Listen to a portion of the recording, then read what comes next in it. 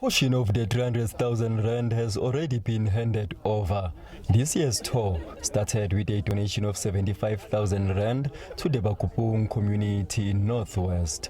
In the past 17 years, more than 10 million rand was donated to various organizations. Our school communities in Lereg, just opposite the mountain here, has no access to clean water.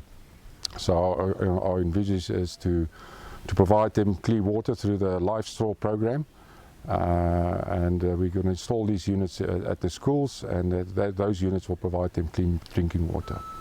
Riding for a good cause warms the hearts of the participants. Cycling from Bakupung, the riders made quick stops at Korster and Ventersdorp. For some, the journey was a welcome challenge, but Vugani Horzani, riding for the first time, lost his legs halfway through the 245-kilometer ride. I train a lot for this tour. I'm not gonna quit. I'm going to Cape Town.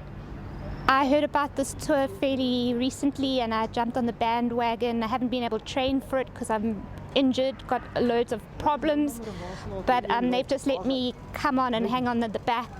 It's been a bit of a struggle, but these guys are great and it's all for a really, really good cause, and I'm just really privileged to be here. And our bodies can feel that we've just done about 200 kilometers and we still have a long way to go, but I'm looking forward to the rest of the tour.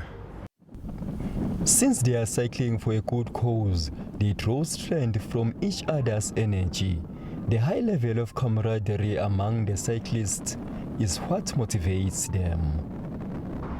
After covering a 245-kilometer distance from Bakupung near Sun City on the first day of the tour, the riders will have a relatively shorter route on day 2. They will ride from Klerksdorp to Bloemhof, covering a distance of 157 kilometers. Mtutuzi Ndlovu, SABC News in Klerksdorp.